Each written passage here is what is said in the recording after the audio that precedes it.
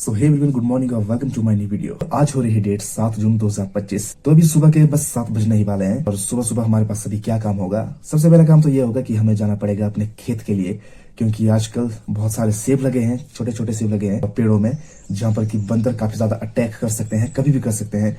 तो उन बंदरों से अपने सेबों को बचाने के लिए हमें उनकी निगरानी रखनी पड़ती है, उनकी देखभाल करनी पड़ती है पेड़ों की। लेकिन इससे पहले अगर आप लोग इस वीडियो में नए हैं तो जरूर चैनल को आप लोग सब्सक्राइब कर दीजिए। अगर वीडियो पसंद आती है तो चलिए शुरू करते हैं। तो ये रहा हमारा प्यारा सा गांव और हमारे देवता जी का मंदिर और सामने बहुत ही शानदार वाले पहाड़। एक दो दिनों से काफी ज्यादा ठंड हो चुकी थी, लेकिन आज उतनी ज्यादा ठंड नहीं है, ठीक ठाक है मौसम। ये है मेरे पीछे मेरा टेंट, जहाँ पर कि मैं दिन भर रहता हूँ, यहीं पर खाता हूँ, पीता हूँ और थोड़ा सा सोता भी हूँ। और पीछे है हमारा सारा का सारा बगीचा, सेब का बगीचा। चलिए इसको देखते हैं कि इस बगीचे के अंदर हमें क्या क्या भी देखने को मिलेगा। और ये है मेरे पीछे बहुत ही फेमस जगह, जिसको कि कहते हैं पटड़ी। लेकिन यहाँ का एक पत्थर था, गिरने वाला था, जिसको कि हमने हटा दिया है। और यहाँ पर बैठने में बहुत मजा आता है। यहाँ से सारा का सारा व्यू बहुत ही आसानी से दिख जाता है। पिछली हार का तो सारा का सारा एरिया लगभग यहाँ से कवर हो जाता है। अभी धूप यहाँ तक नहीं पहुंची है, बीच में पहुंची है अभी तक। तो चलिए चलते हैं खेत के अंदर। इस तरह से भी हमारा बगीचा यहाँ पर। थोड़ा और अंदर जाते हैं और कुछ ही दिनों में एक आधा स्प्रे हम और करने वाले हैं। उसके लिए ये ड्रम वगैरह भर के रख दिए हैं। और हमारी नाशपाती, बहुत बड़ा सा पेड़ है ये, और इसमें लगभग ठीक ही नाशपाती लगी है। और एक छोटा सा पेड़ है यहाँ पे, ये वाला देख सकते हैं, इस तरह से नाशपाती लगी है।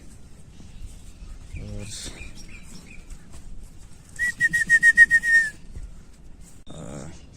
लेकिन ये वाला जो एरिया है सांपों से भरा हुआ है। मुझे लगभग 3-4 दिन में 3-4 सांप मिल चुके हैं, और एक सांप तो कल परसों ही मिला है।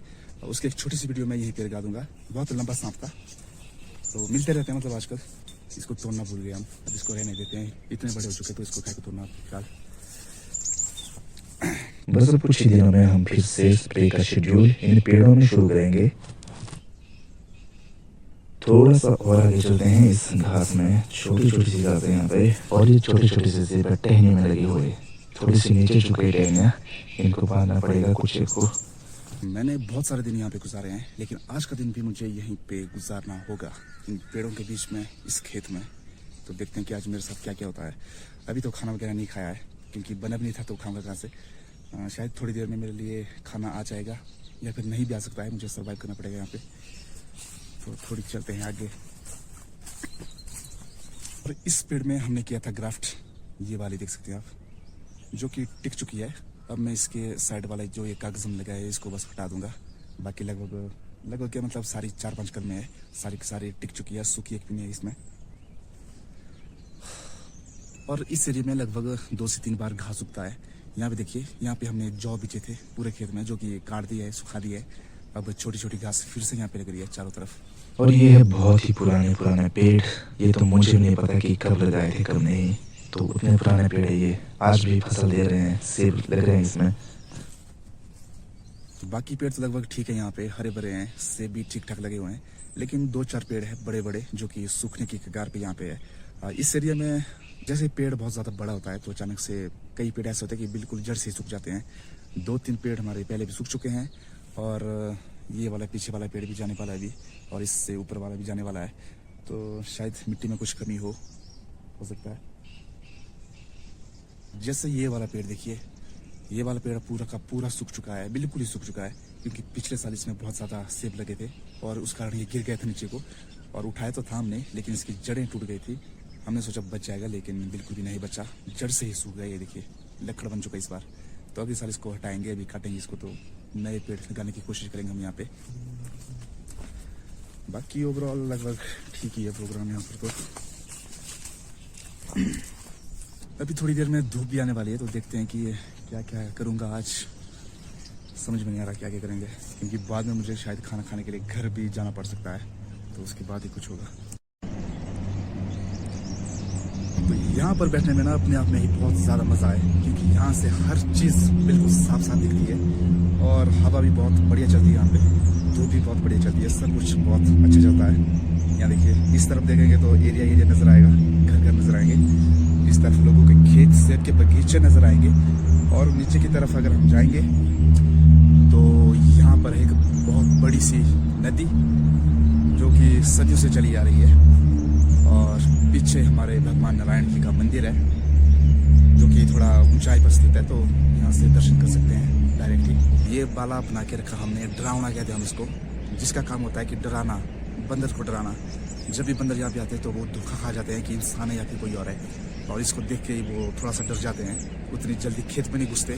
तो ये फायदा होता है इसका। इसको बनाते हैं हम जो भी फटे हुए कपड़े होते हैं या फिर पुराने कपड़े होते हैं उससे, तो बहुत मज़ेदार चीज़ है आजकल के लिए। वैसे तो मेरी ड्यूटी यहाँ पे रोज़ ही होती है आने की, लेकिन एक दो दिन से मैं थोड़ा सा बिजी था, बाजार का थोड़ा सा काम था, तो वहाँ पर अस्त व्यस्त रहा, और 2-4 दिनों के बाद मैं फिर से यहाँ पे हाजिर हुआ हूँ आज। तो ये देखिए सूर्यदेव अभी बस पधार ही रहे हैं, थोड़ी देर में ये पूरे आसमान में खिल जाएंगे, और अभी इनकी झलक यहाँ से होती हुई ऊपर ऊपर आ रही है।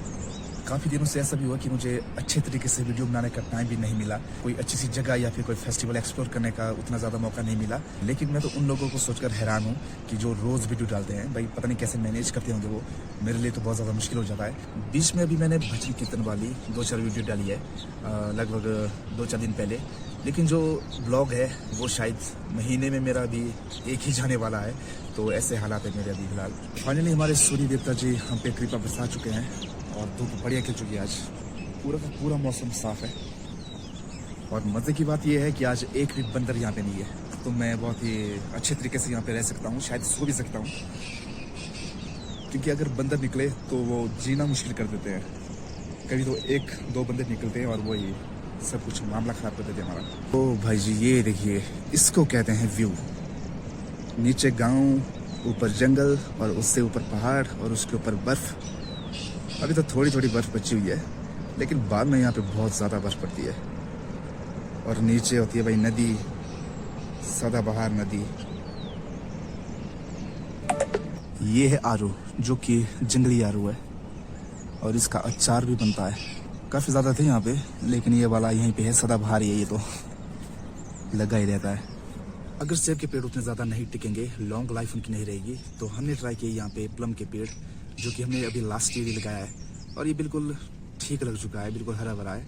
और जितने भी पेड़ हमने लगाए थे उसमें बस एक छोटा पेड़ ही सूखा, बाकी सारे के सारे पेड़ लग चुके हैं। तो अभी देखते हैं 2-3 सालों में ये क्या अपना दायित्व निभाते हैं, क्या ग्रोथ करते हैं, टिक पाते हैं या फिर नहीं टिक पाते हैं। क्या तो बहुत अच्छे चल रहे हैं। यहाँ देखिए, ये वाली चीज़ आपने कभी देखी है क्या? वैसे जो पुराने लोग हैं ना, वो कहते हैं कि ये भेड़ें होती हैं इस तरह से। यहाँ देखिए, ऐसे शांति की बात अगर करें ना, तो गांव में ही बहुत सुकून है, शांति है सच में। क्योंकि मैं 2-4 दिन के लिए या फिर 1 दिन के लिए भी अगर बाजार जाता हूँ ना, तो मेरे को शाम को जैसे मैं घर पहुँचता हूँ, कहीं गाड़ी के पास सुनाई देती है, कहीं क्या सुनाई देता है, कहीं धूप से मेरे सर में दर्द हो जाता है, तो ऐसे करके, क्योंकि दिन भर चलना पड़ता है इधर उधर भाग दौड़ करके। तो जैसे ही घर में आते हैं तो बिल्कुल ही सन्नाटा, कह सकते हैं कि सुकून शांति होती है। तो ये होता है गांव की खासियत, तो ये है। बस मैं सुकून के मामले में कह रहा हूँ, बाकी शहर में बहुत सुविधाएं हैं। चलिए, ये भी वक्त आ चुका है मेरा टेंट में घुसने का। सबसे पहले यहाँ पे करूँगा एडजस्ट, देखते हैं कहीं पे सांप सूप तो नहीं है, कहीं कुछ अलग की चीज़ डंस ली तो फिर क्या ही हो जाएगा मेरा तो। अरे बस, ये है मेरा बिस्तर, जहाँ पर कि मैं दिन भर कुछ ना कुछ करता रहता हूँ। और यहाँ पर टेंट के अंदर हम कभी भी सो सकते हैं, कभी भी जाग सकते हैं, उठ सकते हैं, लेकिन सांप कहाँ से आ जाए कोई भरोसा नहीं है। अगर डस लिया तो फिर दिक्कत हो जाएगी, इसलिए अपने आँख, नाक, कान सब कुछ खुले रखने पड़ते हैं दोस्तों, क्योंकि यहाँ पर आसपास होता भी कोई नहीं है। होते तो हैं लेकिन बहुत दूर होते हैं।